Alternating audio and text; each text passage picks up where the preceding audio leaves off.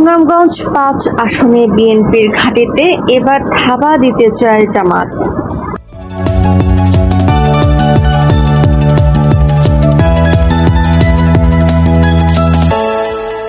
শিল্পনগরীর ছাতক ও দোয়ারা বাজার উপজেলা নিয়ে গঠিত সুনামগঞ্জ ৫ আসনটি স্বাধীনতার পর থেকে আওয়ামী লীগ, বিএনপি ও জাতীয় পার্টির দখলে ছিল।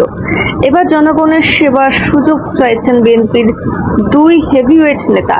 তারা হলেন বিএনপির জাতীয় নির্বাহী কমিটির সহ সাংগঠনিক সম্পাদক ও জেলা বিএনপির সভাপতি কলিম উদ্দিন আহমেদ মিলন এবং বিএনপির জাতীয় নির্বাহী কমিটির সদস্য মিজানুর রহমান চৌধুরী।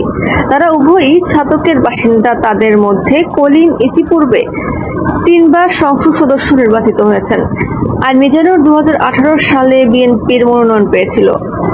এর আগে তিনি একবার ছাতক উপজেলা পরিষদের চেয়ারম্যান নির্বাচিত হয়েছিলেন। বিএনপির ঘাঁটিতে এবার থাবা দিতে চায় জামাত। ৫ আগস্টের পর সাংগঠনিক কর্মসূচি ব্যাপকভাবে জোরদার করেছে দলটি। ইতিমধ্যে সব ওয়ার্ড ও ইউনিয়ন পর্যায়ে কমিটি গঠন সহ সভা সমাবেশ ও গণসংযোগ অব্যাহত রেখেছে। জামায়াতের একক প্রার্থী হিসেবে ভোটারদের দ্বারে দ্বারে যাচ্ছেন মাওলানা আব্দুস সালাম আল মাদানী। তিনিও ছাতকের বাসিন্দা। বিএনপি, জামাত ছাড়াও বাংলাদেশ খেলাফত মজলিসের মামুন হক সম্ভাব্য প্রার্থী হিসেবে গণসংযোগ করছেন। খেলাফত শ্রমিক মজলিসের উচ্চতর পরিষদের সদস্য মাওলানা সাদিক সালিম ইসলামী আন্দোলন বাংলাদেশের সম্ভাব্য প্রার্থী হিসেবে গণসংযোগ করছেন দলটির সুনামগঞ্জ জেলা শাখার সংখ্যালঘু বিষয়ক সম্পাদক মাওলানা হাবিবুল্লাহ আশরাফী। অন্যদিকে স্বতন্ত্র প্রার্থী হিসেবে আগামী জাতীয় সংসদ নির্বাচনে প্রতিদ্বন্দ্বিতা করবেন বলে জানিয়েছেন ছাতক জাবা মেডিকেল সেন্টার হাসপাতালের চেয়ারম্যান জাহাঙ্গীর আলম। তিনি বিভিন্ন সামাজিক কর্মকাণ্ড ও গণসংযোগ অব্যাহত রেখেছেন।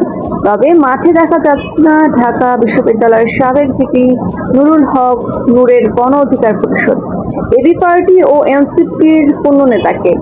এমনকি তাদের কোনো সাংগঠনিক কার্যক্রম চোখে পড়ছে না। স্থানীয় ভোটাররা বলছেন ১.৫ দশক জনগণ ভোটাধিকার বঞ্চিত ছিল। জুলাই বিপ্লবের পর অভূতপূর্ব ভোট উৎসব দেখার অপেক্ষায় দেশের মানুষ। তবে এবার আর দুর্নীতিগ্রস্ত, চাঁদাবাজ, দখলদার, সন্ত্রাসী কার্যকলাপে জড়িত কাউকে ভোট দেবে না। বিশেষ করে তরুণ ভোটাররা বেশ সচেতন। তারা সৎ, দক্ষ, দেশপ্রেমিক ও ধর্মভীরু মানুষকে পছন্দ করছেন।